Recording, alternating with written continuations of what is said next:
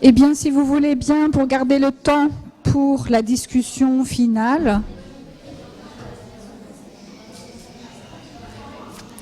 nous avons encore 2 interventions et j'ai le plaisir donc d'introduire Camille Monnier, qui est médiatrice des données du portail France Archives.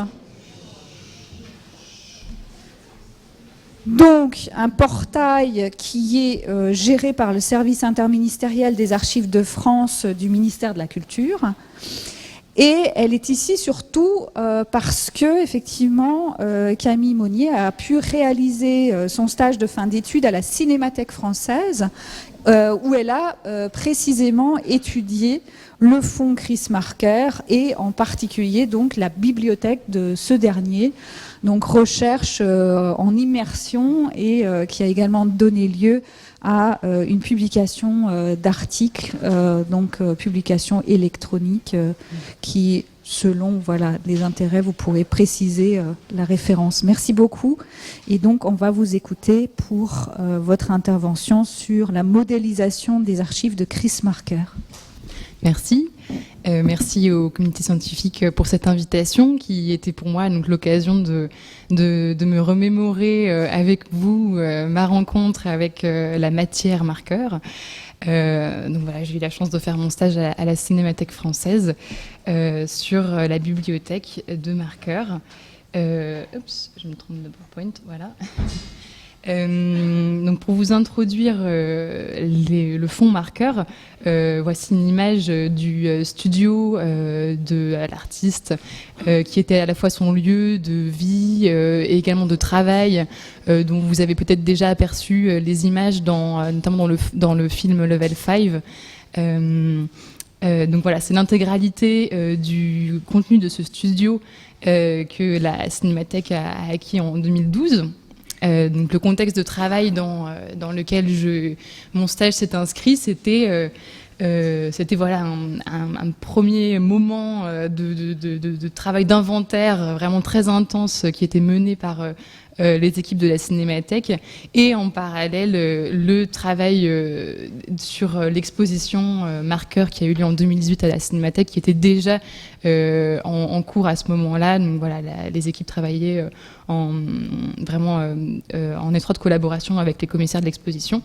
Et donc voilà, j'ai eu la chance d'arriver dans un contexte assez intense et foisonnant pour travailler sur la bibliothèque Marqueur, qui avait la particularité, Marqueur avait la particularité d'utiliser ces livres comme système de classement et de conservation d'une partie de ses archives, donc de la correspondance, des photographies, des archives de presse soigneusement découpées, datées, rangées en tête d'ouvrage ou intercalées très précisément entre 2 pages. Donc cette pratique rigoureuse, Marqueur l'a pratiquée presque tout au long de sa vie. Et la commande de la Cinémathèque était de réaliser un prototype de bibliothèque virtuelle, puisque la direction du patrimoine s'était bien rendu compte assez vite de la fragilité de ces ouvrages qui, vraiment, pour certains, débordaient d'archives et les reliures explosaient face à la masse de documents contenus. Voilà, donc le stage revêtait aussi une dimension prospective assez forte parce que voilà, dans l'atmosphère avant exposition, il s'agissait de participer à l'exploration du fond et c'est le processus de modélisation donc pour passer du coup d'une bibliothèque papier à une virtualisation. Donc ce processus de modélisation a amené à se pencher vraiment sur l'objet à modéliser, à le définir, à en dégager les propriétés propres, les interactions. Et voilà, c'est ce travail-là dont il va être question pendant cette présentation. Et c'est vraiment ce qui reste, puisque donc, le projet est resté à l'état de prototype. Mais voilà, c'est cet effort de modélisation que je vais vous présenter ici. Alors, je tiens à signaler et à citer le catalogue de l'exposition qui m'a vraiment permis de rafraîchir mon propos de manière très agréable. Donc, je vous le conseille. Si d'aventure vous étiez intéressé par Marqueur.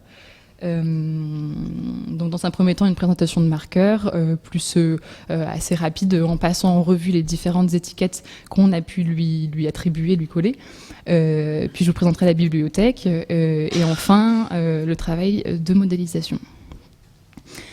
Marqueur, il est né en 1921, décédé en 2012. Il a vraiment écumé les possibilités qu'offrait le XXe siècle en devenant tour à tour écrivain, photographe, cinéaste, vidéaste, développeur d'applications informatiques, créateur d'installations multimédia. Voilà.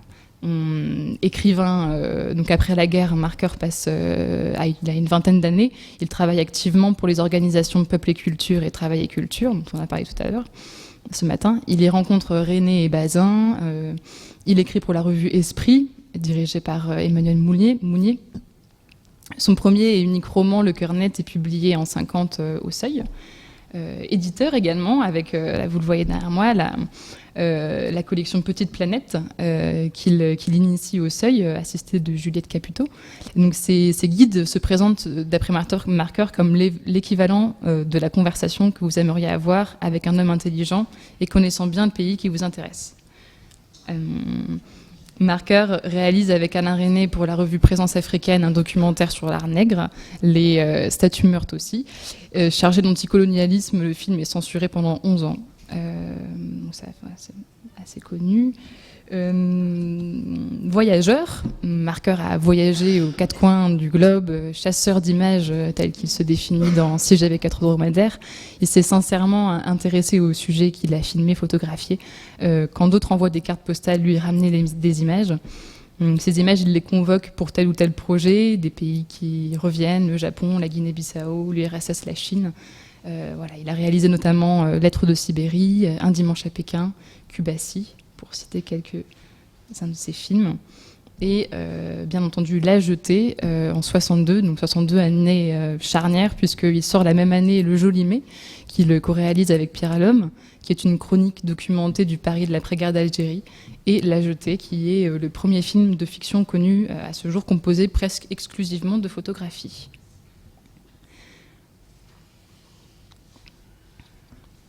Alors, Marqueur engagé mais jamais encarté, il a participé à plusieurs aventures collectives dans le domaine du cinéma, Loin du Vietnam en 67, avec Jean-Luc Godard, Alain René, Agnès Varda, William Klein.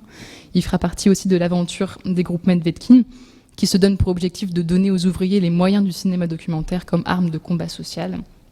Vous avez un exemple de collage attribué à Chris Marqueur, trouvé dans ses fonds.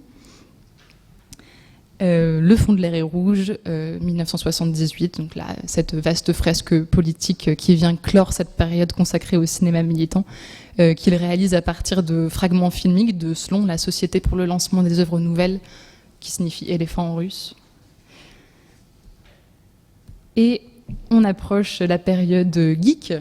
Marqueur réalise le programme informatique Dialector, un logiciel de conversation construit en langage Applesoft.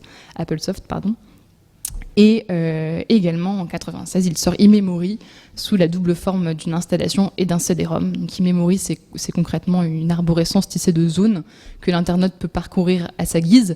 Il décline les thèmes qu'on lui connaît. Il y a une zone mémoire, une zone guerre, une zone voyage, une zone musée. Il y assemble des photos, des images, des séquences de films de différentes époques, différents lieux, différents auteurs. Donc voilà, c'est, pour reprendre les mots de Thomas Todd, c'est un flux de souvenirs qu'il agence à son gré, ne suivant que la dérive de sa propre mémoire. Et c'est justement là qu'on souhaite en venir, puisque c'est vraiment cette dérive de sa propre mémoire, c'est un trait qu'on retrouve vraiment, une dynamique qu'on voit se déployer dans tout le fond Marqueur, qui est un fond qui est vraiment construit comme on pense. Alors puisque des images valent souvent 1000 mots, et je vais vous montrer 4 minutes un rapide extrait du film Sans soleil, voilà, je tenais à vous plonger un petit peu dans l'œuvre Marqueur pour ceux qui seraient moins familiers.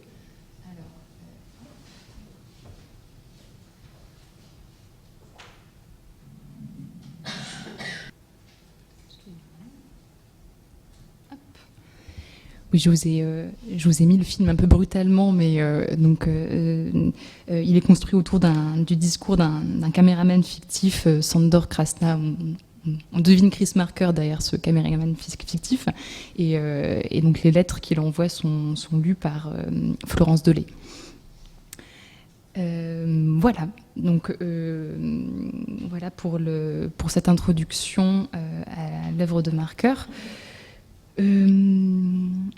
On passe tout de suite à la bibliothèque. Dans un premier temps, quelques éléments topographiques d'ordre de l'organisation macro de la bibliothèque de Marker. Puis on passera plus précisément aux interactions qui se trouvent au sein des ouvrages.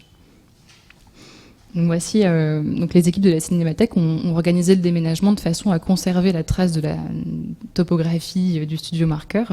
Donc le plan qu'ils ont réalisé découpe le studio en zones. Chaque carton portait la mention de la zone à laquelle il était rattaché. La zone D au centre que vous voyez, il s'agit là vraiment de la bibliothèque, du noyau central de la bibliothèque, parce que des livres on en trouvait partout, dans la chambre, dans la zone C, dans l'entrée, mais c'était la zone D était vraiment la bibliothèque, le lieu où Marker recevait d'ailleurs ses visiteurs, d'après plusieurs témoignages oraux. En fait, il réagençait certains éléments en fonction des visiteurs qu'il recevait.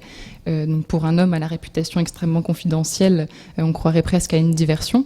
Le visiteur n'a que peu d'échappatoires. Il est littéralement entouré de hautes étagères et n'a d'autre choix que celui de se plonger dans cette logique labyrinthique maîtrisée par Marker, qui décide seul des détours. Donc voilà, vous êtes plongé dans la zone D. Hop. Excusez-moi. Donc dans cette bibliothèque qui forme un long S, on retrouve ses sujets de prédilection, les révolutions et guerres d'indépendance, de la littérature, de la poésie, de la musique, du cinéma, Malraux, Cocteau. On lit également en creux les silences, histoire de l'URSS, mais jamais celle de la Russie tsariste, histoire des mouvements de gauche, bien peu de choses sur la droite. Et quelques, voilà, dans l'organisation des éléments, on voit quelques clins d'œil. Donc sur une première tablette, les ouvrages concernant les dieux et la spiritualité, côtoient des livres sur les animaux. Donc,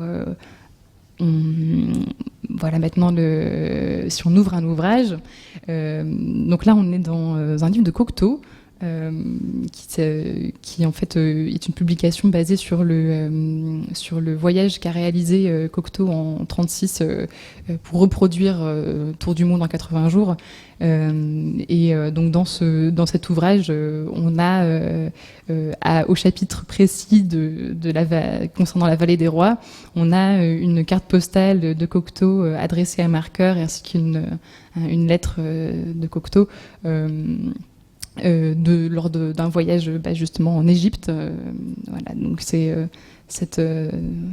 cette insertion vraiment précise qu'on observe ici. On trouve parfois dans sa bibliothèque beaucoup d'éléments de presse. Là, dans l'ouvrage de Jean Giraudoux, La guerre de Troie n'aura pas lieu. La guerre du textile chinois n'aura pas lieu. La guerre des prix aura lieu. La guerre du tramway parisien n'aura pas lieu. On en trouve beaucoup. Autre élément, là, là on fait une connexion avec le travail d'éditeur de Marker. C'est dans le livre de Dudley Andrew, qu'il a rédigé sur André Bazin et qui s'appelle André Bazin.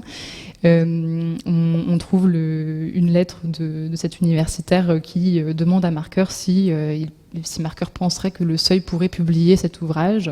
On a également, comme c'est François Truffaut qui a rédigé la préface qui s'intitulait Yes, We Miss André Bazin, Marker y a glissé un article contemporain du décès de François Truffaut, Tu nous manques François, ainsi qu'une photo de François Truffaut.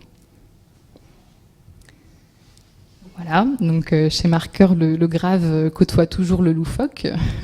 Donc dans Intermezzo de Jean Giraudoux, on trouve des profiteroles. Voilà. Je vous ai mis une phrase de Alberto Manguel dans la bibliothèque La Nuit, qui dit « Le pouvoir des lecteurs ne réside pas dans leur capacité à recueillir des informations, ni dans celle d'ordonner et de cataloguer, mais dans le talent avec lequel ils interprètent, associent et transforment leur lecture. » Donc là, voilà, on a chez Marker un peu à la manière d'Abby Warburg et de sa grande suite iconographique qui est intitulée Mnémosyne, cette vaste tapisserie d'images d'époques différentes associées sur un grand fond noir. Voilà, Marker, il s'inscrit dans cette dynamique de rapprochement où pour Warburg, le renouvellement des symboles anciens mis en avant à travers les réappropriations menées à des époques différentes, et pour Marker, cette même volonté de traquer ce qui, dans la société, ramène à la littérature, ce que la littérature infuse dans la société. Finalement, c'est le monde qui convoque dans sa bibliothèque. Il assemble les images et met à jour les mécanismes qui sous-tendent notre culture visuelle. Les archives sont une sorte de véhicule spatio-temporel. Voilà, le livre semble acquérir la matérialisation de ces connexions cérébrales dont parle Manguel. Et on l'a vu, l'association constitue un élément central de la poétique de Marker. C'est une tendance qui vraiment parcourt son œuvre et naturellement parcourt le fond. Alors, quelles limites pour la bibliothèque ? Est-ce que c'est l'intégralité des livres ? Mais on a vu que des livres, il n'en existait pas que dans la bibliothèque. Est-ce que c'est la zone D ? Mais alors, que faire des objets qui se trouvent dans la zone D ? Que faire des dossiers documentaires, des photographies qui se trouvent aussi dans la zone D ? Un exemple avec l'ouvrage de Pierre Goldman, Souvenir obscur d'un juif polonais né en France. Donc on a dans cet ouvrage à la fois une dédicace de l'auteur à Marker, des coupures de presse au porn chronologique très large, un véritable dossier documentaire autour de Pierre Goldman, de son procès, ses années de prison, son assassinat. Les articles qui concernent ses proches également, et une correspondance entre Goldman et Marker quand Goldman était à la prison de Fresnes, où visiblement il discutait musique et cumbia. Marker lui envoyait des cassettes et des images également, voilà, des photos, mais qu'on a envie de rapprocher d'un ensemble de photographies de l'enterrement de Pierre Goldman, prise par Marker, mais également d'un dossier documentaire sur Goldman et d'un dossier de correspondance. Enfin, voilà, le livre, il appelle aussi à soi d'autres éléments du fond Marker, et cette dynamique d'association, elle est véritablement tentaculaire. Alors, donc, naturellement, cette dimension un peu tentaculaire a un peu conditionné ma proposition de modélisation. Donc on aurait pu tout à fait utiliser des standards internationaux que nous a présenté Stéphanie Rigoire ce matin, notamment IZG, EAD, avec ce principe arborescent, mais l'arborescence, là, dans le cas Marker, semblait vraiment insuffisant. Et on avait envie d'un système vraiment plus relationnel. Et donc c'est l'observation directement de la bibliothèque qui m'a permis de construire le modèle de données. Et voilà, c'est ce que nous dit la bibliothèque, c'est un système qui rassemble un vaste réseau complexe, aléatoire, sans début ni fin. Cette caractéristique tentaculaire, décentralisée, évoque directement un réseau de données, un graphe. Donc, partant de ce constat, et connaissant l'affection de Marker pour les réseaux, l'idée a été de chercher à proposer un modèle entité-relation qui sous-tend les principes du web, et plus précisément du web sémantique. Donc le web sémantique, ça désigne un ensemble de langages, de formats, de technologies permettant de décrire les ressources disponibles sur le web de manière structurée, de façon à permettre à la machine de réaliser des inférences sur ces données. Il est composé d'un principe très simple, formé par le RDF, qui est le standard pour la description de ressources, qui repose sur la base des triplés. Donc le triplet, c'est sujet, prédicat, objet. Donc comme on construit une phrase, sachant qu'un sujet peut devenir objet, et donc c'est comme ça qu'on va construire des connexions et un réseau de données. Voilà, en gros, je souhaite pouvoir dire cette photographie est contenue dans tel livre, cette même photographie a un double, etc. Donc le système nous permet voilà, de retranscrire ce mouvement un peu de la pensée, ces associations dynamiques et irrégulières menées par Marker. Donc là, le schéma ci-dessous vous propose la bibliothèque virtuellement, montre les possibilités du graphe qu'on propose pour la bibliothèque. Donc chaque relation est autant de détours possibles pour l'internaute. Donc on a un ouvrage central qui est localisé dans une étagère lui-même dans une zone. L'ouvrage a un auteur qui est lié potentiellement à un sujet qui peut être un auteur, qui peut être un concept. L'ouvrage peut contenir des inserts, des lots d'inserts, des inserts simples. Ces inserts sont typés. Est-ce que c'est des photos? Est-ce que c'est des archives? Et l'idée, c'est qu'en fait, vous êtes par exemple dans le livre de Andrews qu'on a vu tout à l'heure. Vous avez lié la personne de Truffaut à cet ouvrage. Vous avez également lié l'activité d'éditeur de marqueurs. Et donc, l'idée, c'est de pouvoir rebondir en fait d'un point à un autre. C'est-à-dire que la navigation favorise le rebond vers des points d'accès multiples.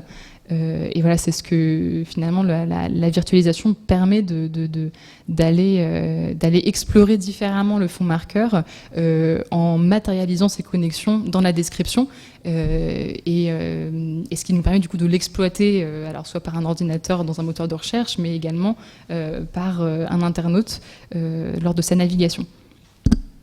Je me dépêche de terminer. Donc le web sémantique revêt aussi d'autres opportunités, à savoir la possibilité de se lier à des réservoirs de données structurés de type DataBNF ou Wikidata pour récupérer et alimenter finalement cette bibliothèque marqueur de données structurées, qui vont décrire des personnes, des ouvrages.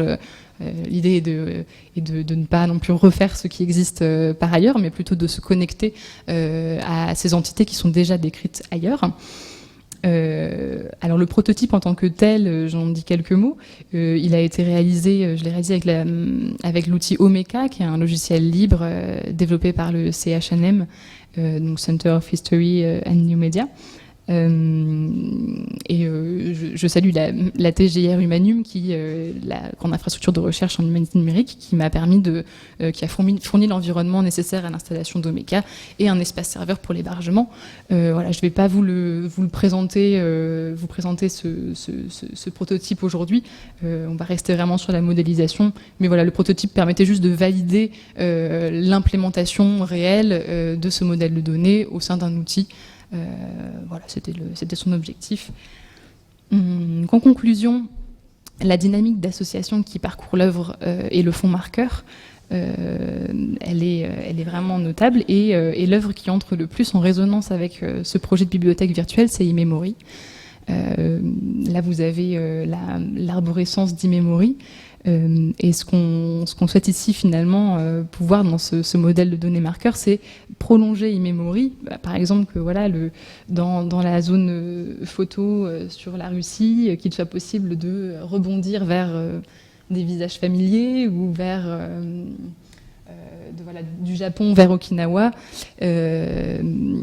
C'est finalement multiplier les points d'entrée, rebondir, ne pas avoir d'effet de cul-de-sac. Et finalement, à la manière d'eMemory, proposer de délinéariser le récit pour cette bibliothèque marqueur. Juste en je résiste pas non plus à vous proposer une petite navigation de une minute dans eMemory. Alors pourquoi c'est tout noir? Pardon, c'est 96 ou 95, j'ai un doute. Mais je suis désolée, c'est tout noir. C'était pas noir. Mais moi, je vous invite à le faire par vous-même sur le site Gorgomancy. Alors dépêchez-vous parce que c'est encore en flash, donc bientôt ça risque d'être un petit peu plus difficile de naviguer. Sauf si l'équipe du site Gorgomancy a pensé à passer à la suite. Je vous remercie. Voilà.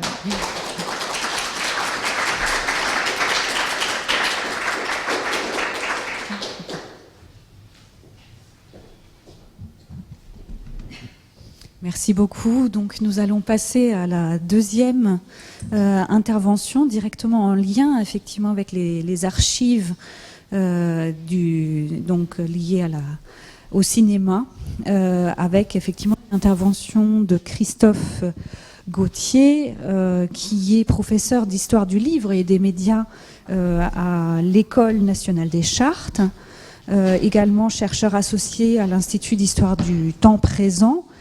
Et il nous parle aujourd'hui en particulier de ses expériences liées à son temps en tant que conservateur de la Cinémathèque de Toulouse et directeur du département de l'audiovisuel de la BNF. Il a co-dirigé plusieurs ouvrages, dont notamment l'ouvrage Loin d'Hollywood, cinématographie nationale et modèle hollywoodien, paru en 2013, ainsi que Histoire d'eau, mélange d'histoire culturelle, offert à Pascal Horry, publié donc en 2017. Il nous parle aujourd'hui de deux exemples particuliers issus effectivement des collections de la Cinémathèque de Toulouse. Merci beaucoup. Merci beaucoup donc de me permettre. C'est pas tout à fait la forme que je pensais, mais c'est pas grave. Je n'avais pas vérifié le PDF, donc c'est peu importe. De me permettre donc de m'exprimer dans cette journée d'études. C'est une communication qui sera prononcée à la première personne du singulier. Car le récit et l'analyse que j'entends livrer ici sont indissociables d'une expérience personnelle qui fut aussi l'une des plus fortes de ma vie professionnelle, la collecte d'archives cinématographiques dans le cadre de mes fonctions de conservateur de la Cinémathèque de Toulouse, fonction que j'ai occupée entre 2006 et 2012. C'est donc plutôt le collecteur, le conservateur qui vont ici parler, et non pas l'historien que j'étais déjà, mais que je suis devenu davantage à plein temps, depuis. Alors les professionnels de la conservation présents dans la salle sont, à n'en pas douter, familiers de ces récits, de ces histoires, que la lecture des inventaires ne permet point de deviner. On le sait, avant qu'un fonds soit mis à la disposition des chercheurs, il en a été question tout à l'heure, avant même qu'il ne soit rassemblé dans ce que bien des déposants considèrent comme une caverne impénétrable, comprenant la bibliothèque, la cinémathèque, le dépôt d'archives, c'est parfois un long travail de dialogue, de persuasion, de conversion qu'il faut se livrer. Le moment de la collecte est alors perçu par la déposante ou par le déposant comme une disparition, un abandon, voire comme un deuil. La puissance de conviction dont il convient de faire preuve dans les mois qui précèdent le dépôt ne suffit pas à convaincre de sa pertinence. Le plus souvent, l'engagement personnel et jusqu'à l'amitié entrent en lice. On n'en sort pas soi-même sans être ébranlé par ce qui s'est joué dans ce qui n'aurait dû rester qu'une simple affaire de transmission de documents d'archives. Et ce sont deux ébranlements que je vais vous raconter aujourd'hui. Cette communication est donc l'occasion pour moi de revenir sur deux expériences de collecte d'archives, celle des cinéastes Jean-Daniel Paulet et Yann Lemasson, deux exemples bien différents, quoiqu'il s'agisse de figures contemporaines, et d'ailleurs assez proches pour Yann Lemasson, en tout cas de Chris Marker, où s'est joué non seulement le trouble de rencontres inattendues, mais aussi où l'arrangement, voire le désordre apparent dans lequel les archives avaient été laissées, dissimulait les replis d'une histoire en partie cachée, et à tout le moins restructurée à dessein. Dans les deux cas, la collecte s'est déroulée dans un espace bien particulier, le dernier domicile des deux hommes, une villa provençale pour Jean-Daniel Paulet, j'y reviendrai, une péniche pour Yann Lemasson, des lieux chargés d'un poids symbolique très fort, excédant leur seule biographie. Dès lors, je me doutais que le reclassement induit par l'entrée dans une institution patrimoniale ne pourrait restituer ce que l'on pourrait appeler l'esprit du fond, comme il existe un esprit du texte, comme si, en somme, le transport d'un lieu à un autre d'un ensemble archivistique s'accompagnait d'une inéluctable perte de sens. Pour mieux interroger cette transformation et les raisons pour lesquelles j'ai été amené à m'intéresser à ces archives, il me faut revenir dans un premier temps sur le projet qui était le mien à la Cinémathèque de Toulouse, puis dresser brièvement le portrait de ces deux cinéastes, afin de cerner leur position, leur place, leur situation respective dans le paysage du cinéma français des années 60-90. J'évoquerai ensuite les espaces dans lesquels étaient entreposées les archives, afin d'en mesurer ce qui, habituellement, reste cachée aux chercheurs, leur place dans la vie et le travail de ces deux hommes. C'est donc à une triple exploration topographique, pour reprendre le titre de cette journée, que je vais m'efforcer de me livrer aujourd'hui en un emboîtement qui rendra compte successivement de la géographie du patrimoine cinématographique en France et de la géographie aussi de la cinéphilie et de l'histoire du cinéma en France, de la topographie archivistique qui en résulte et plus secrètement des espaces occupés par les archives de ces deux cinéastes dans leurs lieux de vie et de décès respectifs. Alors, on va d'abord regarder donc, en effet ce qu'il en est d'une relation que j'ai appelée relation centre-périphérie. La Cinémathèque de Toulouse, créée en 1964 par Raymond Borde, fait partie de ces institutions nationales qui demeurent dans l'ombre des structures parisiennes, mieux dotées financièrement et plus centrales. Force est de constater que malgré une longue histoire que je ne retracerai pas ici, ce magnifique lieu de mémoire et d'histoire du cinéma, qui est une des deux cinémathèques de dimension internationale existant en France, demeure aujourd'hui encore inscrit dans une complémentarité qui, d'ailleurs, historiquement, a parfois tourné à la rivalité ouverte avec la Cinémathèque française. Ce constat a suivi ma prise de fonction en 2006, à l'issue d'un diagnostic portant sur l'ensemble des collections de l'institution toulousaine, et il nous a conduit, avec Natacha Laurent, que je tiens à citer ici, alors déléguée générale de la Cinémathèque, à envisager une politique d'enrichissement qui ne soit pas, alors évidemment sans aucun argent, bien sûr, qui ne soit pas perçue comme se nichant simplement dans les creux de celle de la Cinémathèque française, mais qui, au contraire, travaille les manques et les lacunes de cette dernière pour revendiquer à Toulouse, sur la base d'une stratification historique ancienne, un discours différent sur l'histoire du cinéma. Puisque la Cinémathèque française, alors fraîchement logée dans les locaux rénovés de la rue de Bercy, nantis de moyens bien plus importants que les nôtres, travaillait au centre administratif et culturel du pays, puisqu'elle s'employait et s'emploie toujours à rassembler films et archives de ce qui se situe au cœur, je n'ose dire, dans le mainstream d'une histoire cinéphile du cinéma qui en est aussi l'histoire officielle, illustrée par les archives de plusieurs grands cinéastes français ou américains, depuis toujours, de Fritz Lang à François Truffaut ou à Chris Marker, il nous revenait à Toulouse de faire preuve d'imagination en nous immisçant dans les anfractuosités de ce qui demeurait jusqu'alors inexploré, parce que relevant d'une histoire considérée comme moins légitime. Bref, au centre, nous allions opposer les périphéries. Films militants ou expérimentaux, des années 68, comme ici Le Don des films de Jean-Pierre Thorne, qui vient de sortir donc, un nouveau film dernièrement, qui fait un bilan de ces années de militantisme et de ces films sur le hip-hop. Ici, il s'agit d'Oser lutter, oser vaincre, Flin 68, ou expérimentaux, films donc, minoritaires, ici un film expérimental réalisé par une femme en 1968, 2 fois, donc Jackie Rénal, cinématographie minoritaire ou considérée comme telle, burlesques oubliés, mais essentiel à la compréhension donc, des plus importants. Alors, Charlie Bowers, à droite, avait déjà été découvert et redécouvert par Raymond Borde, ou ici Snub Pollard, donc à gauche. Genre mineur, à un moment où ils étaient moins en vogue qu'ils ne le sont devenus. Et en ce qui concerne le cinéma français, la production régionale, bien sûr, donc, y compris une production en occitan, ici, donc l'Oursailleur, l'Oursailleur, enfin une histoire d'un montreur d'ours au XIXe siècle, est un film réalisé en gascon donc, au XIXe siècle. Le film est réalisé au XXe siècle, mais il s'agit d'une histoire qui se passe au XIXe siècle. Mais aussi les marges de la nouvelle vague, le documentaire, les sociétés de production indépendantes des années 70 et 80, etc. J'y reviendrai à propos des 2 cinéastes dont je vais parler aujourd'hui. Je vous montre ici une photo de la campagne de Cicéron de Jacques Davila, qui est un film à la fois produit donc, en région, mais aussi un film donc, produit par une société indépendante qu'on a pu retrouver, restaurer, etc.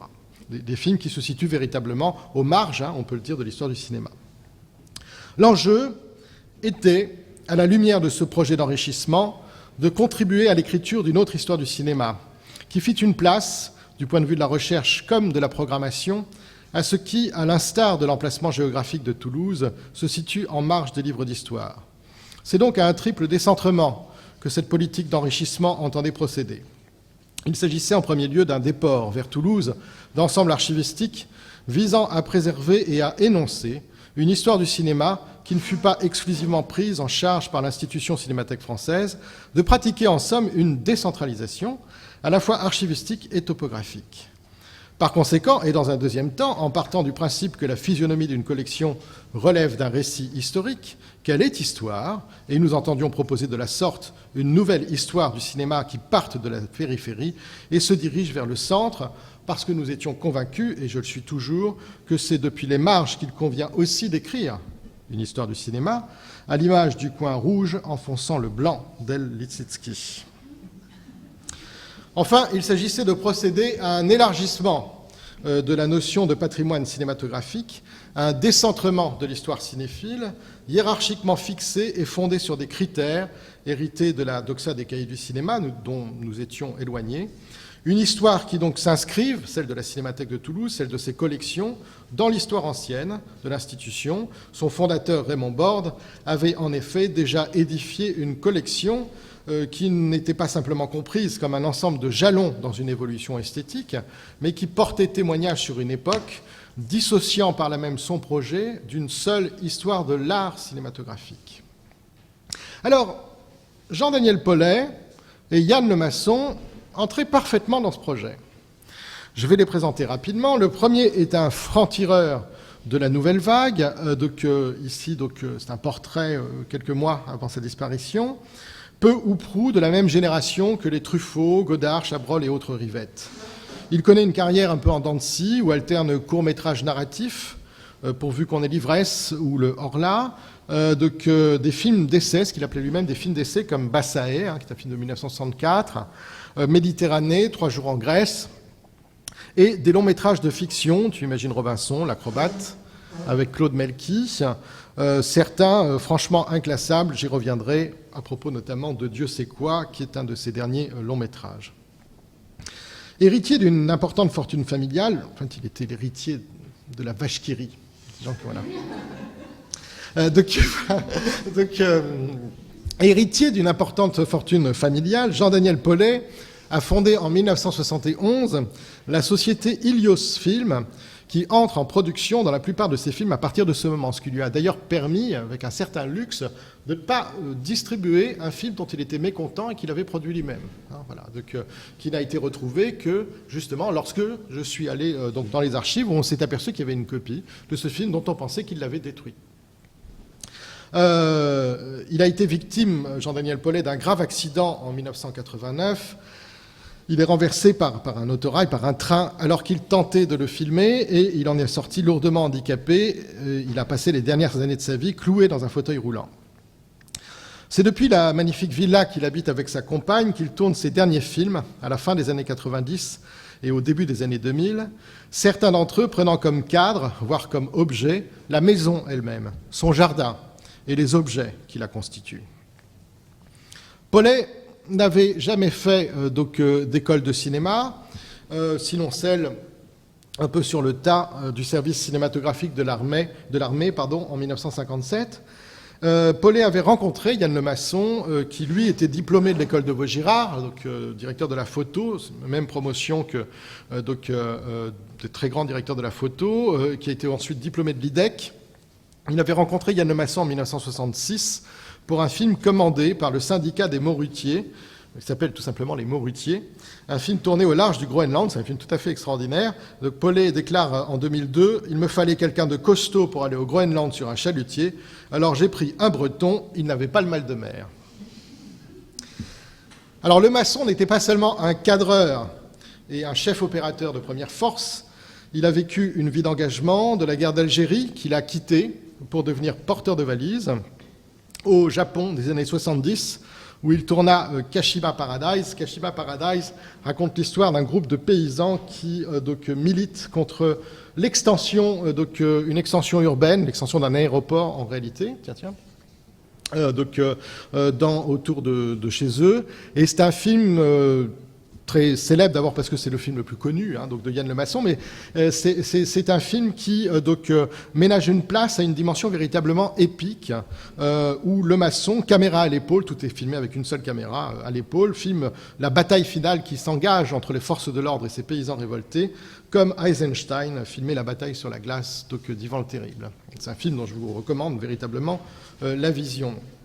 Il est aussi, entre-temps, passé par La Réunion, l'île de la Réunion, dont Sucre amer dénonce la politique coloniale de Michel Debré, film interdit pendant plusieurs années.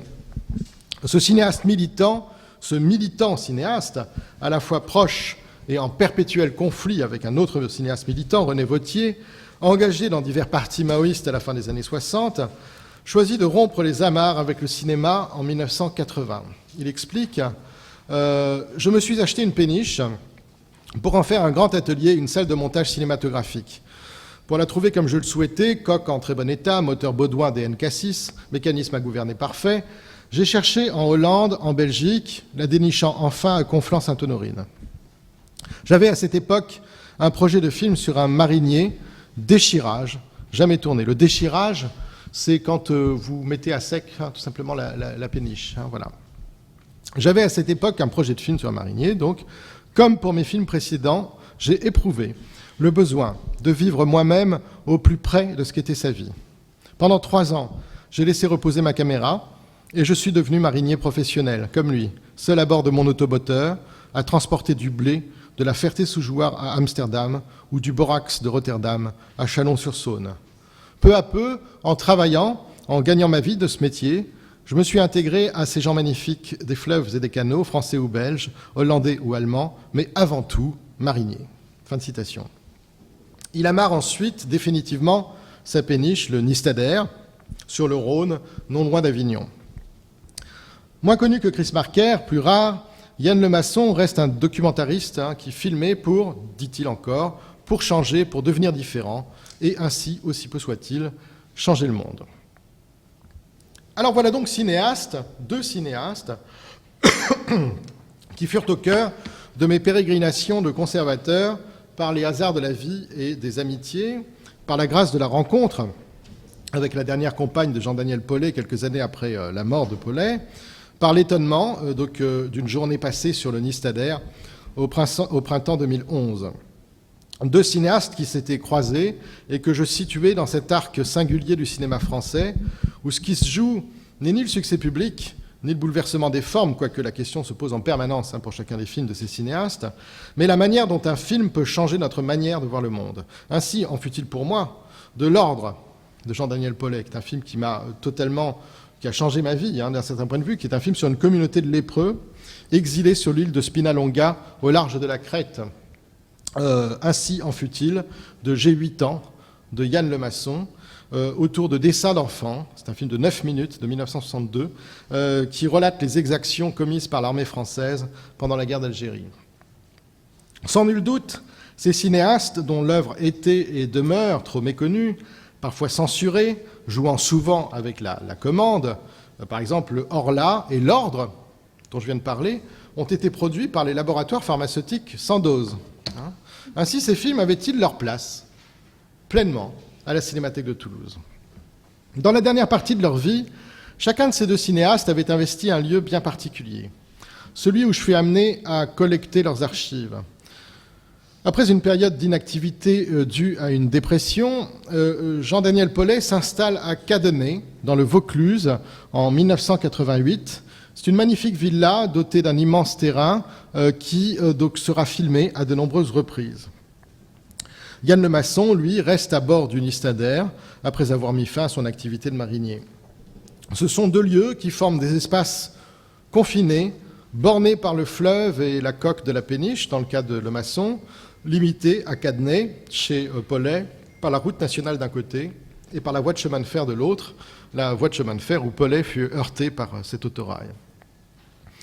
La villa de Cadenet, dont on voit ici sur ces images une partie du jardin, notamment sur cette photo ici, mais aussi ici au crépuscule, la villa de Cadenet fut le théâtre des derniers films de Paulet, cinéaste empêché, qui redécouvrit Francis Ponge et son parti pris des choses à l'occasion de l'un de ses séjours à l'hôpital. Comme Paulet le dit lui-même, les voyages lui étaient désormais interdits. C'est donc cet espace domestique, celui où l'on habite, qui va devenir le lieu principal de ces derniers films, de Dieu sait quoi, dont vous avez ici des photogrammes sous les yeux, à Jour après jour, qui fut terminé après sa mort par Jean-Paul Fargier. Les deux films procèdent selon des dispositifs certes distincts, mais qui relèvent tous deux de l'image fixe. Pour Dieu sait quoi, je cite ici un très beau livre de Jean-Louis Letras et Suzanne Leandra-Guig qui s'intitule Tour d'horizon, Jean-Daniel Paulet, c'est un livre d'entretien et d'analyse des films de Paulet. Pour Dieu sait quoi, plus de 1000 photographies ont été prises pendant 3 ans par Jean-Daniel Paulet. Elles l'ont aidé à trouver la bonne distance avec les choses. Il ne tourne que quelques heures par jour et certains jours seulement. Les objets filmés dans l'herbe ont été posés et laissés pendant 15 jours, de sorte que l'herbe pousse autour. Ensuite, ils sont filmés, l'opération permettant de constater ce que le temps et la nature leur ont fait subir. Fin de citation. Alors, je vais vous montrer un petit extrait, quand même, de Dieu sait quoi. J'espère qu'il est là. Au ciel sans échelle. Alors, non, mais j'aimerais bien voir l'image. Ciel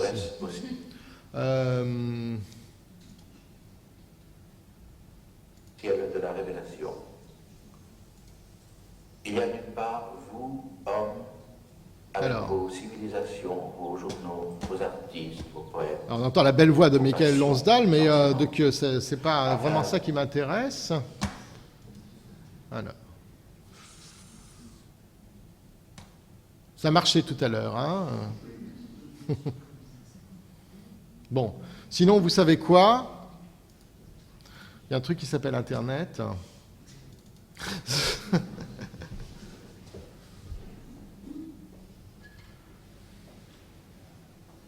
Et si la connexion fonctionne, je vais le retrouver. Si toutefois la connexion fonctionne. Non, il n'y a pas de connexion Internet. Bien, bien, bien. Donc, et par ici? Non, oui, non, c'est ce que j'ai fait, justement. D'accord.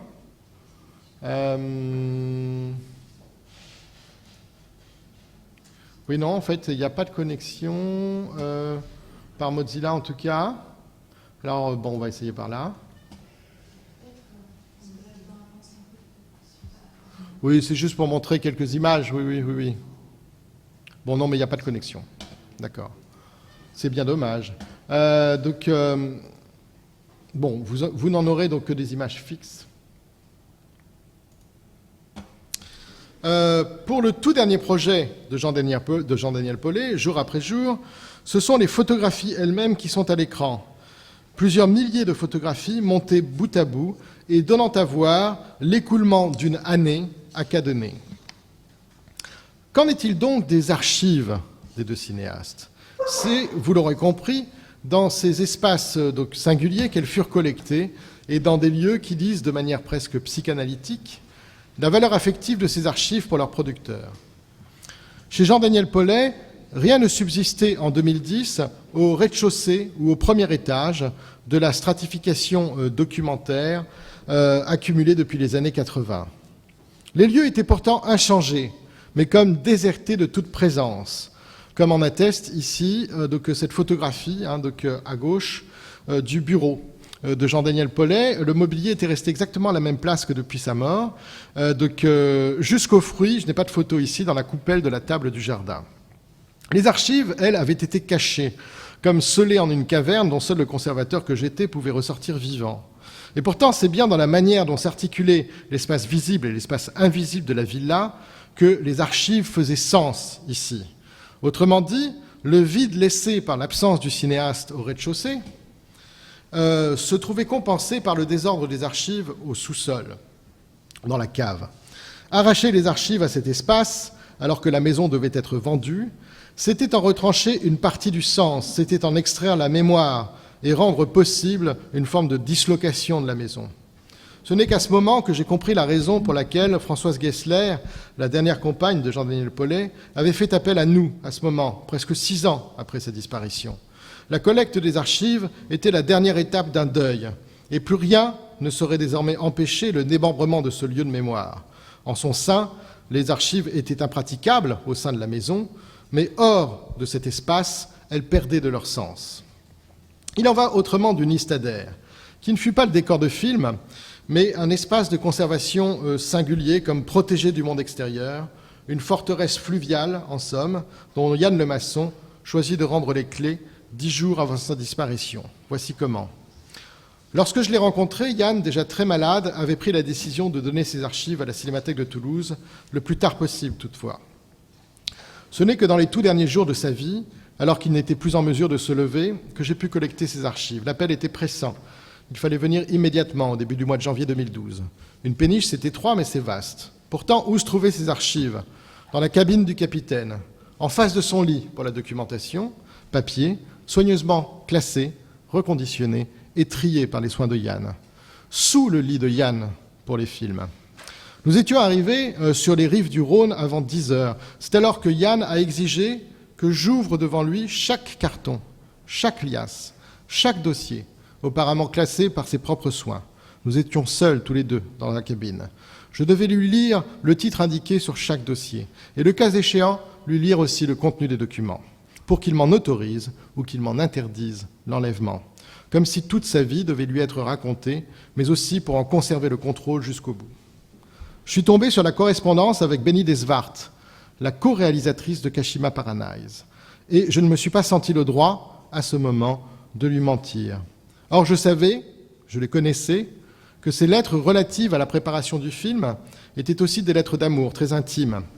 Et je savais qu'il ne voudrait pas s'en séparer, aussi importantes fussent-elles pour comprendre les conditions complexes du tournage de ce film. Comme prévu, il a conservé les lettres, il les a glissées sous son oreiller après les avoir à nouveau parcourues, et il les a emportées avec lui. Je n'ai jamais repris ces lettres. C'est ainsi qu'a eu lieu la transmission pour Yann Lemasson, une transmission qui s'est jouée au dernier moment de sa vie, dont il a conservé le contrôle absolu jusqu'à son agonie. Et en lui enlevant, avec son accord, ses archives, j'étais devenu l'instrument non plus de la transmission, mais du passage. C'est finalement moins la localisation de ce fonds avant sa collecte qui fait sens ici, que les circonstances mêmes de la collecte. Et la sauvegarde ne s'est jouée qu'à la condition de l'arrachement. Moins une transmission, par conséquent, comme je viens de le dire, qu'un passage symbolique qui n'aurait pu être conduit sans la mort de celui qui en fut le producteur, ce qui confère alors une indicible mélancolie aux archives qui se substitue ici, sans retour possible, à la disparition du vivant. Je vous remercie.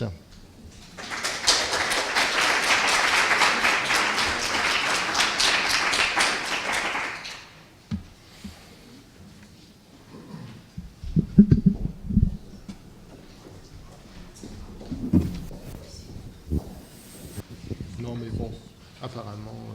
Merci beaucoup, là encore, pour cette dernière et très riche et belle intervention, donc qui montre en effet aussi toute la dimension de l'expérience humaine, de transmission, de passation, et qui pose aussi la question de l'affect, donc sur laquelle moi j'aimerais revenir. Donc dans un premier temps, j'aimerais bien que Camille, vous puissiez revenir aussi. Donc pour il y a Internet, bon.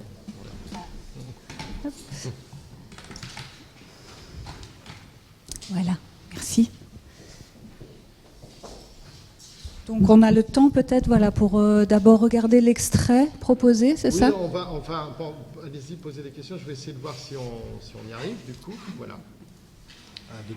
Alors moi j'avais une première question pour vous, Camille. Donc à partir de cette proposition de visualisation, donc un peu en rhizome, par rapport à ces livres truffés, absolument impressionnants, très originaux. Je ne sais pas si voilà, il y a des personnes dans la salle déjà qui connaissent d'autres exemples de ce type de conservation à l'intérieur des livres. Est-ce que votre principe, votre proposition a été déjà appliquée? Est-ce que c'est quelque chose qui est en train de se mettre en place pour le classement des fonds? Vous parlez de précisément pour Marqueur? Ah, Non, c'est bon, vas-y. Précisément dans le contexte marqueur, ou bien dans le contexte marqueur, alors en fait à l'époque le système de base de données finalement reflétait l'organisation de l'institution qui était organisée par le service de la photo, le service des archives, le service des affiches, et donc le système était relativement cloisonné.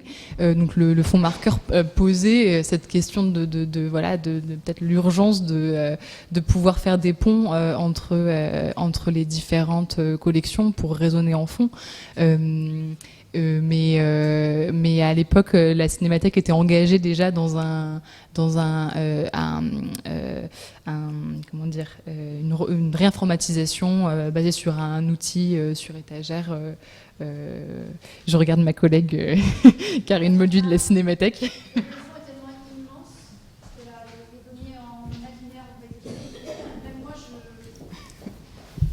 Je disais, le fonds marqueur est tellement immense, et comme tu l'as dit, à la Cinémathèque, il y a un cloisonnement par typologie, puisque un dessin ne se conserve pas comme une liasse d'archives et une photo comme un dessin ou une aquarelle. Donc, pour la partie bibliothèque, pour l'instant, ça n'a pas, entre guillemets, je dirais, ça n'a pas bougé. Ça a été, elle est verrouillée, puisque la grosse difficulté, c'est qu'on ne peut pas perdre une coupure de presse, on serait strictement incapable de la remettre. Par exemple, si on perd les profiteroles, là, si on n'a pas l'humour, on ne peut pas être dans la tête de marqueur, et c'est les traces de sa pensée, notamment de son humour. Donc pour l'instant, c'est pas traité, et c'est les choses plus simples qui sont traitées. Par contre, ce qui était très important, c'est que cette bibliothèque de la zone D était hyper structurée, et que dans tout ce, entre guillemets, foutraque apparent, il y a des endroits de son atelier qui étaient très classés. Et donc, certaines parties, par exemple les négatifs, étaient très classés.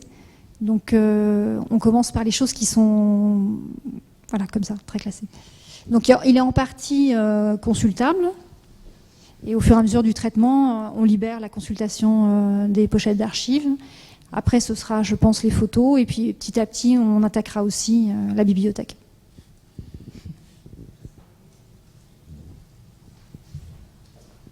Ah oui, donc je vais vous montrer à quoi ressemble Regardons l'extrait. Donc dans un extrait très bref, qui figure sur YouTube, avec la voix de Michael Lonsdale. Il y a d'une part vous, hommes, avec vos civilisations, vos journaux, vos artistes, vos poètes, vos passions, sentiments. Enfin, tout le monde humain de plus en plus révoltant, invivable, injugeable. Et d'autre part, nous, le reste, les muets, la nature muette, les campagnes, les mers, et tous les objets et les animaux et les végétaux. Pas mal de choses, on le voit. Enfin, tout le reste. En face de cela, que font les artistes? La plupart font des grimaces, de ravissement ou d'horreur, au choix. Certains vont jusqu'aux yeux blancs ou à l'épilepsie, plus ou moins simulée. D'autres remplacent le monde par des compositions de leur cru qu'ils disent. C'est à bon compte. D'autres simplifient, drôle d'idée, abstractent, abstraissent, c'est qu'ils n'ont encore rien vu. Certains tentent des gestes d'exorcisme.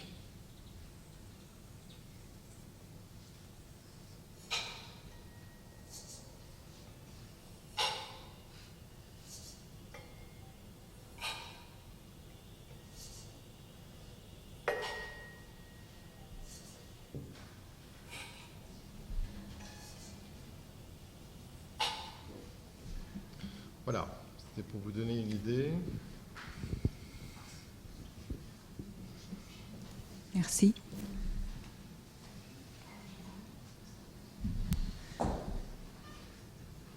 Alors, oui, il y a tout de suite... Bon, je sais pas. Tu veux commencer, Elisa non, Pierre-Yves? Je veux la question parce que du coup, j'ai pas compris la réponse. Parce que cette modélisation, donc c'est juste une preuve de concept, mais est-ce qu'un jour, cette base en RDF va être réalisée ou non? Il a... disons que quand j'ai terminé mon stage, la Cinémathèque a essayé d'avoir des financements, de rechercher comment est-ce que ce projet pourrait continuer. Donc à ce jour, il n'a pas pu aboutir, au-delà du simple prototype qui a été réalisé pendant mon stage. Mais peut-être que voilà, c'est un matériau encore ouvert, puisque comme disait Karine, la bibliothèque est restée scellée. Donc voilà.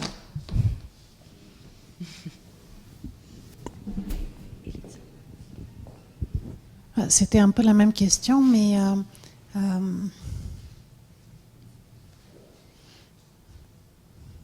enfin, j'ai beaucoup aimé la façon dont vous avez présenté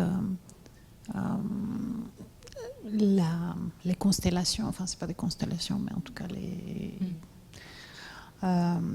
ces structures non, je sais pas. Enfin, je me demandais si jusqu'à quel point, parce qu'en vous écoutant, je croyais que c'était fait, et j'attendais jusqu'à la fin de voir la réalisation, et là, je me rends compte qu'en fait, il y a une contrainte économique, une contrainte économique, et en fait, mais c'est intéressant aussi par rapport aux questions qu'on traite aujourd'hui, parce qu'effectivement, le numérique, enfin, l'INHA est un bon exemple, et Pierre-Yves qui travaille au service, désormais, service de la recherche numérique, non, service numérique de la recherche, service numérique de la recherche, anciennement cellule d'ingénierie documentaire.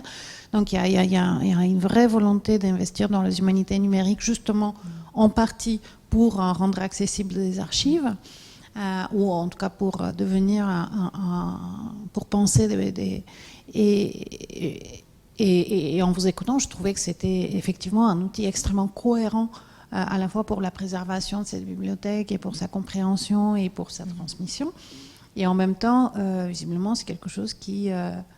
est-ce que c'est pas aussi... est-ce que le numérique n'est pas aussi, à l'image de l'archive, quelque chose d'une telle ampleur qui se auto... Parce qu'on dit toujours, enfin, les philosophes, quand ils ont écrit sur l'archive, je ne sais pas, Derrida... suite à Freud et suite à un certain nombre d'autres, tout le monde dit que l'archive comporte le principe de la mort. N'est-ce pas que l'archive se en quelque sorte, et puis c'est ce qu'on a vu ce matin quand Stéphanie dit le métier de l'archiviste, c'est de faire de la sélection, c'est aussi en quelque sorte de détruire. Enfin, ça dépend des mots qu'on met, mais en regardant...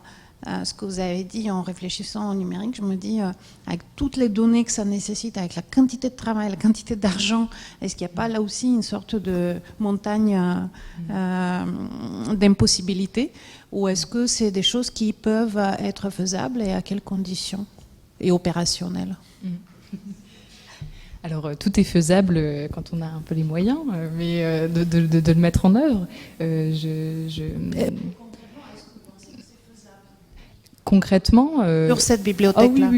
Oui, parce que là, le prototype que j'avais réalisé sur Omeka nécessitait d'être approfondi, de bénéficier de développement supplémentaire pour raccorder parce que j'avais un peu bricolé pour utiliser l'outil de comment dire, de contourner ces restrictions de cardinalité. J'avais employé une sorte de plugin, mais qui ne voilà, dans le résultat de la visualisation d'interface, c'était pas pleinement satisfaisant, donc il devait être approfondi, mais finalement, voilà, comme c'est une bibliothèque il y a de nombreuses données qui sont déjà en fait présentes, soit qui ont été toutes les ouvrages sont décrits par la BNF, même les personnes qui sont soit auteurs, soit en lien, sont également déjà décrits. En fait, c'est le travail, c'était surtout qui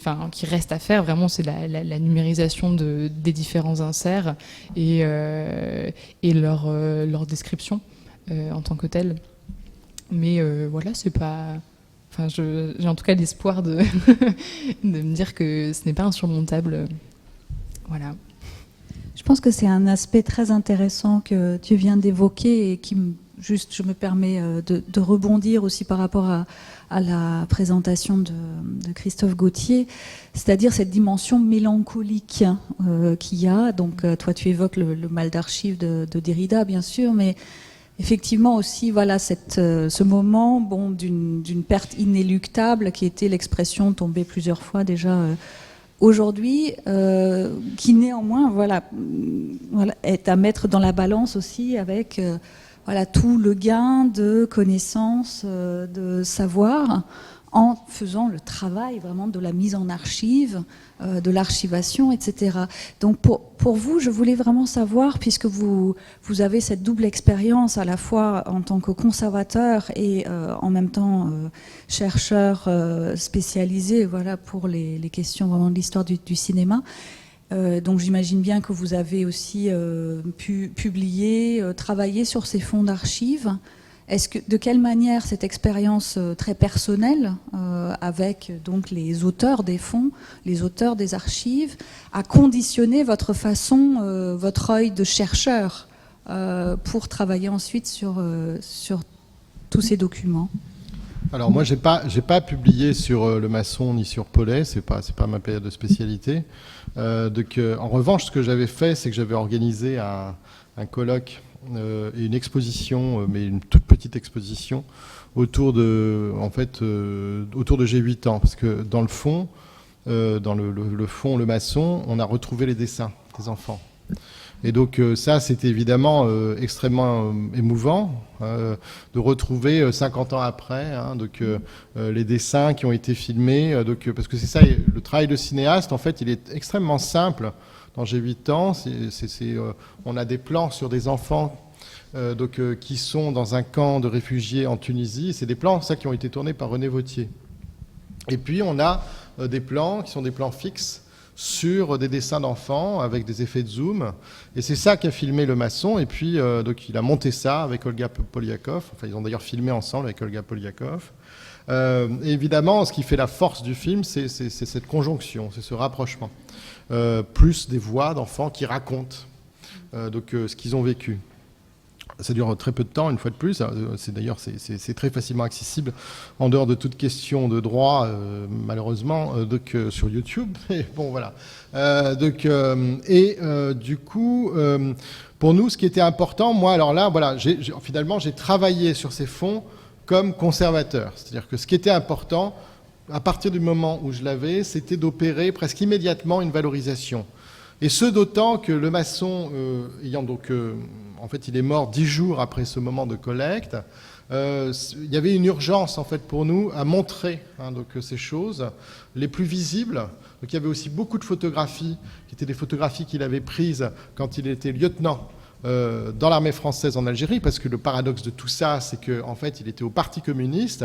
En 1955, il avait été au bout de son sursis, et le Parti communiste lui dit, parce qu'il a été garde du corps de Maurice Thorez, en fait. Il a une vie incroyable, quoi. Et donc le Parti communiste lui dit, non, tu ne désertes pas, tu t'engages, puisqu'il faut subvertir l'institution de l'intérieur. Sauf qu'en fait, il n'a rien subverti du tout, et il a participé à des choses que sa conscience, que sa morale réprouvait. Donc c'est la raison pour laquelle il y a eu ce retournement très radical après son retour de la guerre d'Algérie. Néanmoins, pendant toute cette période, il a pris les photographies. Donc nous, on avait exposé les photographies et les dessins d'enfants, donc en recréant cet effet de conjonction de manière extrêmement simple, extrêmement basique. On n'avait pas, juste des murs, quoi, en fait, voilà. Et en juxtaposant ces images d'appelés, en réalité, pendant la guerre d'Algérie, et ces dessins d'enfants, voilà. À un moment où, par ailleurs, c'était en 2012, on commémorait le 50e anniversaire de l'indépendance de l'Algérie et des accords d'Évian. On avait fait une programmation en fait autour de ça à la Cinémathèque de Toulouse. Donc ceci pour dire que oui, ça a une conséquence, mais c'était lié au projet qui était celui qu'on avait à la Cinémathèque, que j'ai rapidement exposé tout à l'heure, c'est-à-dire entrer des fonds, les montrer tout de suite et organiser en fait une programmation en fait à partir de là pour montrer qu'on pouvait écrire en fait des choses, qu'on pourrait dire des choses et d'ailleurs ça a suscité beaucoup de débats. C'est un moment où on a eu en fait quasiment une émeute dans le hall de la Cinémathèque. C'était un moment très fort hein, en réalité, très important parce que en fait on a trouvé scandaleux, enfin on a des gens qui ont trouvé scandaleux qu'on fasse ce rapprochement qui était au fond le rapprochement de J'ai 8 ans entre les photos d'appelés et les dessins d'enfants. Voilà. Donc ceci pour vous dire que ce n'est pas un travail de chercheur à proprement parler ou d'historien que j'ai fait sur ces fonds, mais que je considère que... Et d'ailleurs, en fait, c'était aussi quelque chose auquel je me tenais assez quand j'étais dans cette situation professionnelle. J'étais conservateur et donc je considérais que mon travail était d'une nature différente de mon travail d'historien et de chercheur. Voilà. D'accord, merci beaucoup. Oui, on voit bien peut-être aussi la transmission de l'engagement du cinéaste vers l'engagement ensuite du conservateur. Et pour boucler la boucle, J'ai 8 ans nous a été généreusement prêté à Rennes l'année dernière donc pour une exposition donc, consacrée à l'artiste Zineb Sedira et qui avait fait le choix, elle, effectivement, de revenir sur l'ensemble de ce film, et des dessins d'enfants. Merci.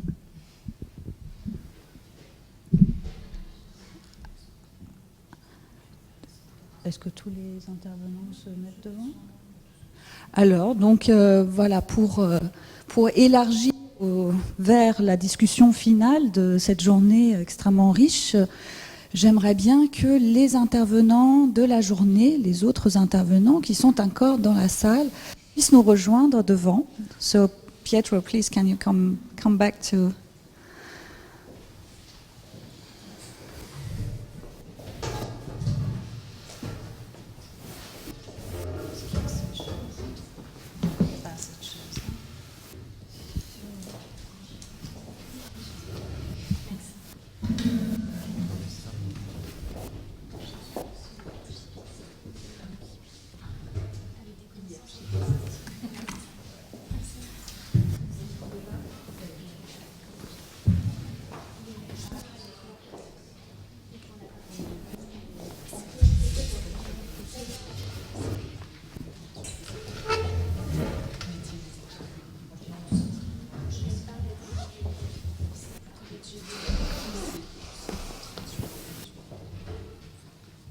Donc, oui, peut-être pour... Ça bouge.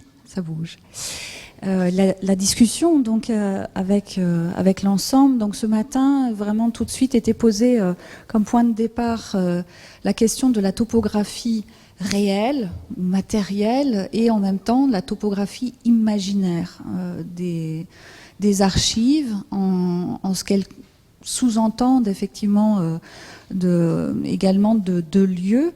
Donc le lieu d'archives, qu'est-ce que c'est finalement? Et on l'a bien perçu que on est face souvent à un vertige d'abord par rapport à ces espaces où effectivement il y a un tel entassement, un tel empilement, où très vite tombent également des termes de stratification qui nécessitent après presque une approche d'archéologue, hein, donc tel que ça revenait plusieurs fois, pour arriver vraiment à s'approcher le plus possible, et également, je pense, par un besoin d'empathie pour arriver à entrer dans la logique à chaque fois des archives établies, et surtout donc de ce que Paul Ricoeur appelle le moment de l'archive. Donc précisément ce moment aussi où parfois c'est cette dimension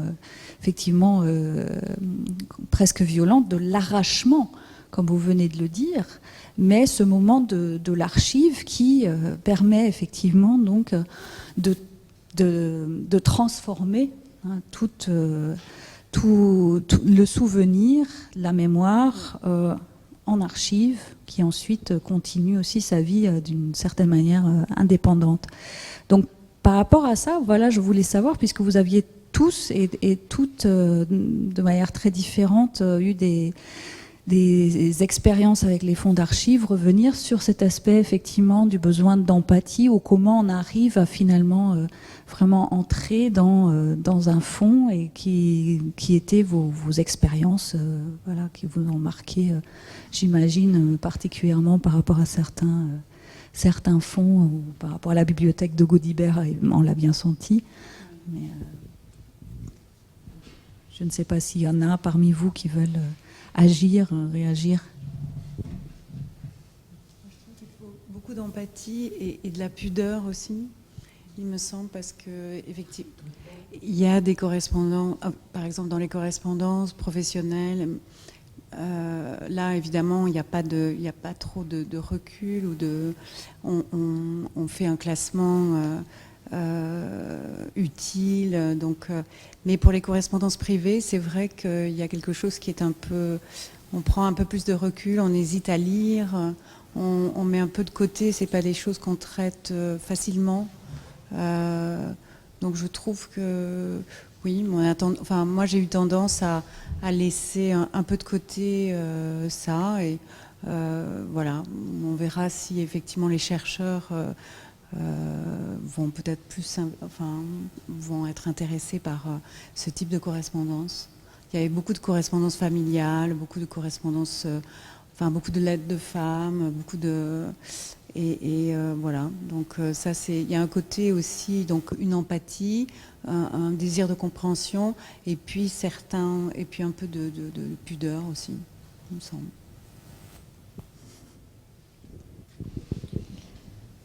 Je suis évidemment d'accord avec ce que tu viens de dire. J'étais assez troublée par le témoignage de Christophe sur cet enlèvement d'archives quelques jours avant Adissa, parce que c'est toujours très difficile quand on intervient pour aller chercher des archives. On entre dans une intimité. Quand le producteur de l'archive, l'artiste, est là, mais effectivement, il nous transmet énormément, et bien plus que des supports matériels. Il nous raconte son histoire, ce que tu as raconté se répète bien des fois. Et puis quand la personne n'est plus là, ses enfants, ses proches, eux aussi ont à dire. Et donc on est un peu le réceptacle de tout ça. Moi j'ai beaucoup parlé méthodo et normalisation, mais je pense, en essayant de réfléchir avec quelques années d'expérience maintenant, que c'est aussi une façon d'être capable de recevoir ça en prenant un peu de distance, parce que on nous raconte des choses très personnelles parfois. Donc arriver à placer le curseur au bon endroit.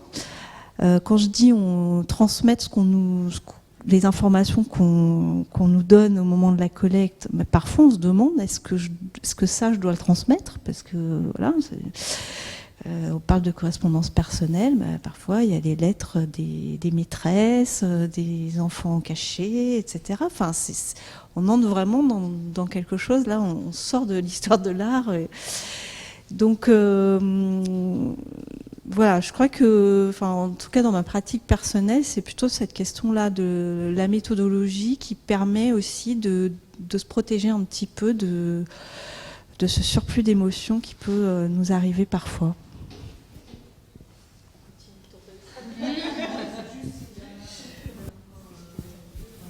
Non mais oui, merci Stéphanie, mais c'est vrai que il y a quelque chose qui est très important, c'est que je pense que c'est aussi la situation. J'ai parlé de collecteur parce que c'est en fait finalement une situation qui pourrait être celle d'un anthropologue, de la même manière.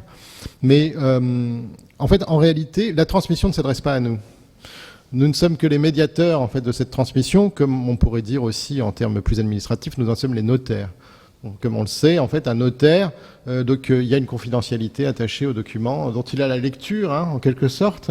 Et c'est vrai que de ce point de vue-là, c'est aussi quelque chose que moi j'ai remarqué, qui pouvait me toucher moi ou qui pouvait toucher des collègues, c'est-à-dire la manière dont on a du mal parfois nous-mêmes à se placer dans une situation qui est celle justement d'un médiateur et pas de celle à qui la transmission s'adresse. C'est-à-dire qu'il peut y avoir une confusion surtout quand on rencontre le producteur ou la productrice d'archives, voilà, si on en est, nous en sommes dépositaires, mais justement c'est pour que la transmission elle s'adresse à d'autres que nous, en quelque sorte. Hein, voilà. Et c'est vrai que moi j'ai bien compris ça aussi à la lumière de ces expériences. C'est-à-dire, je me suis dit, quand on a une expérience comme ça aussi forte, sachant que j'ai été appelé encore une fois par donc Yann Lemasson, etc. C'est par sa femme qui m'a dit il faut que tu viennes maintenant, c'est le moment. Voilà, c'est le moment parce que de toute façon après-demain il sera probablement trop tard. Donc c'est vrai que là on est dans une situation très très déstabilisante en réalité. Où j'ai compris aussi que on pouvait être tenté par un mode d'appropriation aussi de ces archives. Et ça me permet de répondre à la question qui m'a été posée tout à l'heure. C'est la raison pour laquelle aussi j'ai fait le choix de ne pas travailler là-dessus.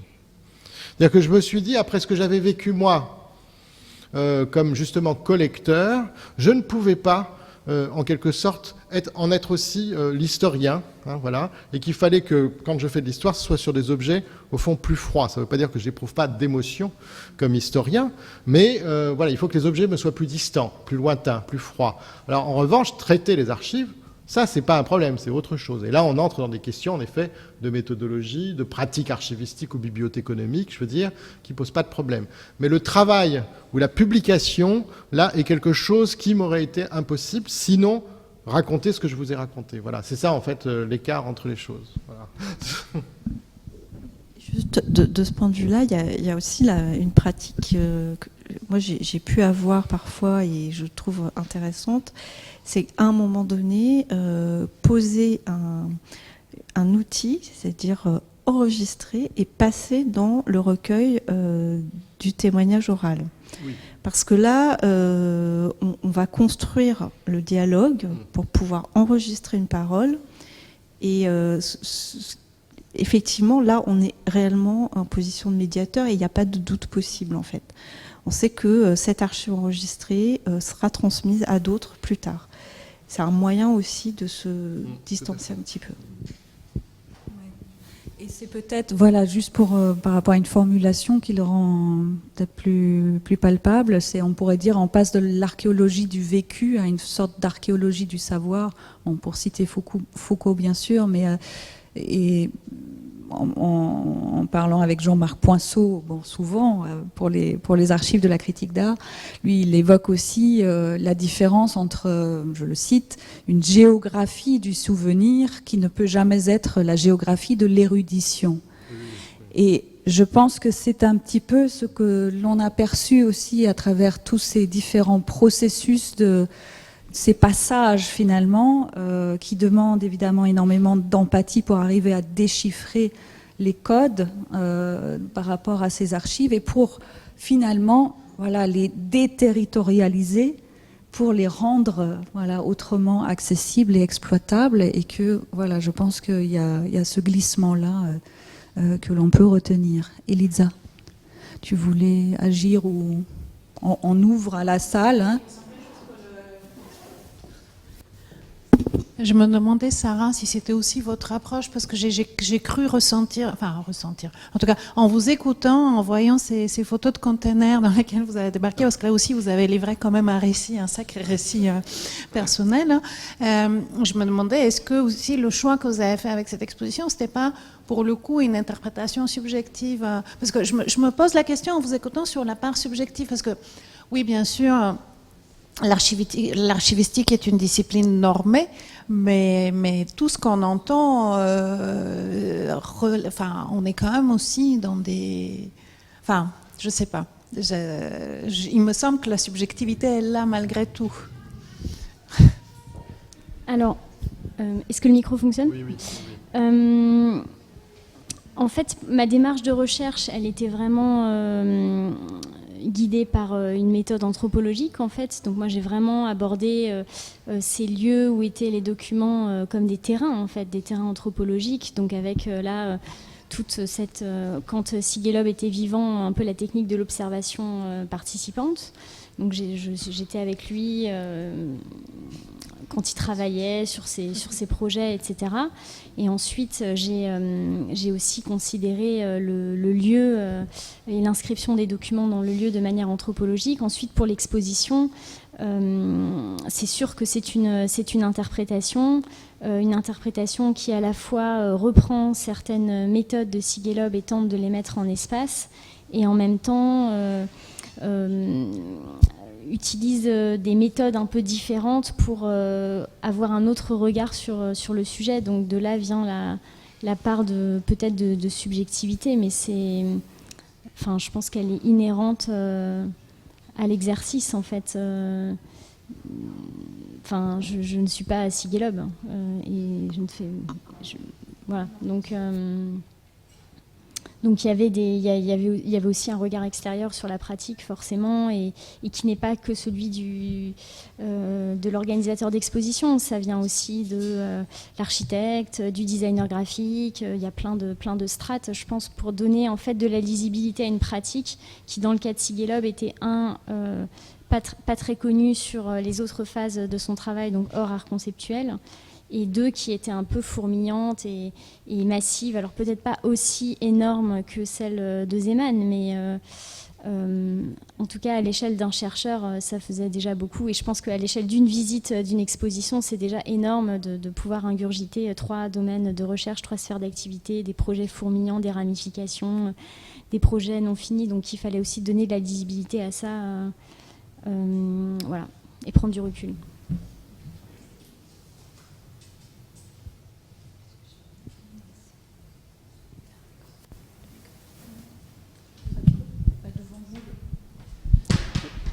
Alors, je voulais répondre que moi, effectivement aussi, la question subjective, elle est très présente dans les recherches féministes, et notamment, j'ai l'impression que mon point de vue de départ, l'empathie est toujours là, et qu'aucune de mes recherches n'aurait eu lieu si j'avais pas eu cette empathie et cette volonté de reconstituer cette histoire féministe des années 70. Et les archives qui m'ont été fournies, auxquelles j'ai eu accès à ce moment-là, venaient de cette empathie et de cette rencontre avec ces femmes, ces artistes ou critiques, toutes sortes de personnes.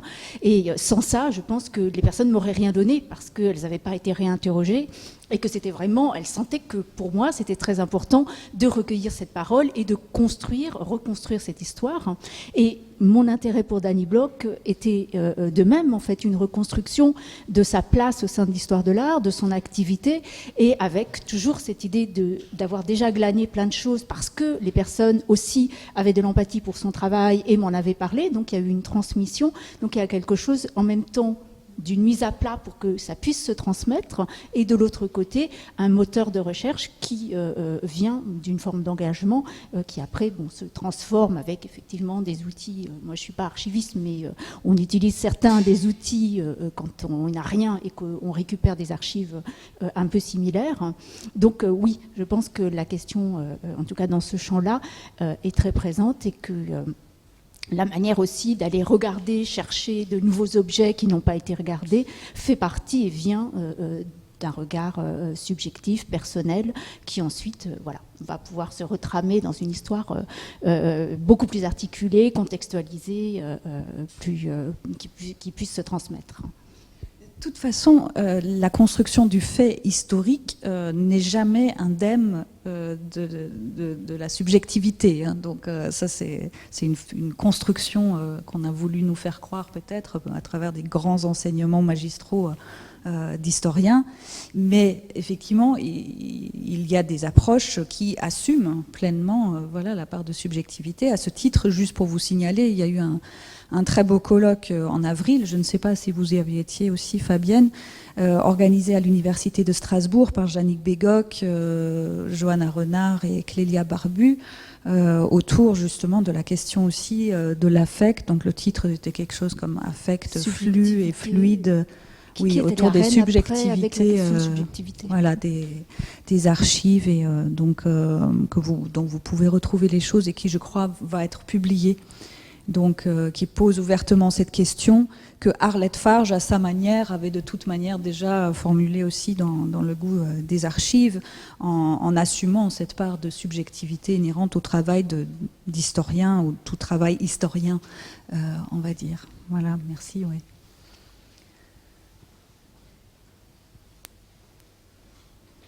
Alors, est-ce qu'il y a encore des remarques? Est-ce qu'il y a des choses, voilà, ou est-ce qu'on reste sur des questions ouvertes?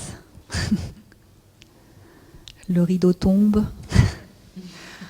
et d'autres archives, voilà, constitueront certainement encore des débats très très riches et surtout, voilà, des lieux imaginaires et matériels. Donc, je remercie à l'ensemble des intervenants, des organisateurs, organisatrices, donc pour cette journée passionnante sur la topographie des archives. Et donc on se retrouvera au plus tard pour le colloque dédié à Gaudibert dans un an.